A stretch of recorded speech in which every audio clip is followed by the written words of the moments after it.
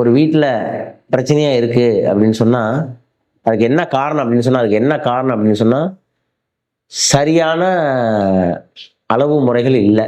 அதுக்கு பேர் குழி பொருத்தம்னு பேர், அது ஒன்றும் இல்லை. ரெண்டாவது, ஒரு எளிமையான முறை. நான் இன்னொன்று சொல்கிறேன் கேளுங்க. சார், எங்கள் வீட்டில் இவ்வளோ தான் இடம் இருக்குது, 10க்கு 10 தான் ரூம், நீங்கள் சொல்கிற மாதிரி நல்லா வைக்க முடியாது, வைக்க முடியாது, அளவில் வைக்க முடியாது அப்படின்னா, நீங்கள் எந்த இடத்துல இருக்கீங்களோ அந்த இடத்துல வடகிழக்கு ஈசான்யம்னு பேர், சனி மூலைன்னு பேர். அது நல்லா வச்சுக்கங்க, சுத்தமாக வச்சுக்கங்க. இப்படி வச்சுக்கிட்டீங்கன்னா நீங்கள் நல்லா இருக்கலாம். அது மாதிரி உங்கள் வீட்டை பெட்ரூமை, இதெல்லாம் ஒரு சின்ன சின்ன விஷயம், நான் சொல்கிறதெல்லாம் டிப்ஸ்னே வச்சுங்க, வாஸ்து டிப்ஸ்னே வச்சுங்க. உங்கள் பெட்ரூமில் பழைய துணிகளை போட்டு குப்பையாக வச்சுக்காதீங்க.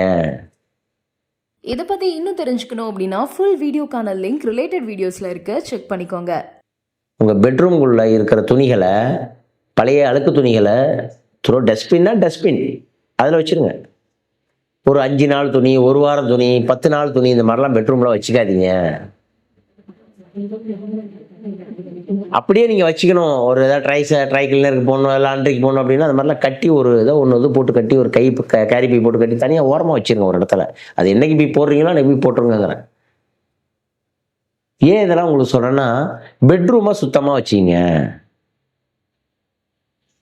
பெட்ரூமில் எல்லாம் அழுக்கு துணி, கண்ணாடி, கண்டபடி சில விஷயங்கள்லாம் போட்டுட்டு அப்படியே ஈர துணியை போடுறது, இந்த மாதிரிலாம் இருக்குது. கீழே பெட்ரூம் நீங்கள் எல்லாருடைய கட்டிலும் போய் பாருங்கள், எல்லாருடைய பெட்ரூம் ரூமில் கட்டிலில் போய் பாருங்கள், அடியில் எல்லாருமே ஒரு ஒரு ஒரு ஒரு பக்கெட் அள்ளலாம் குப்பை இருக்கும்.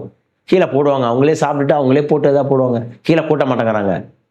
பெட்ரூமை இடத்த சுத்தமாக, முதல்ல உங்கள் வீட்டில் எல்லா இடத்தையும் சுத்தமாக வைங்க. அதுக்கு அடுத்தது தென்கிழக்கு.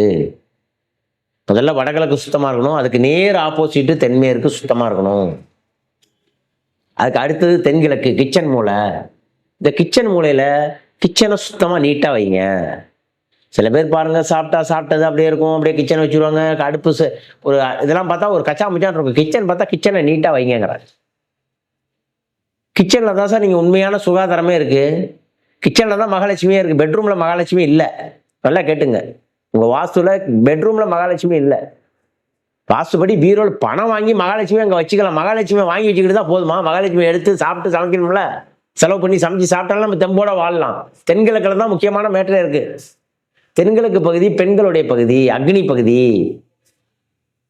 அந்த பகுதியில் நீங்கள் வீடு, கிச்சன் பொருள், கிச்சனுக்கு உண்டான ஜாமான், அதில் உள்ள உங்களுக்கு கிச்சன் ஒர்க்ஸ், கிச்சன் அளவு ஜாமான் எல்லாமே நீங்கள் அந்த மாதிரி வச்சுக்கிட்டிங்கன்னா ரொம்ப நல்லது.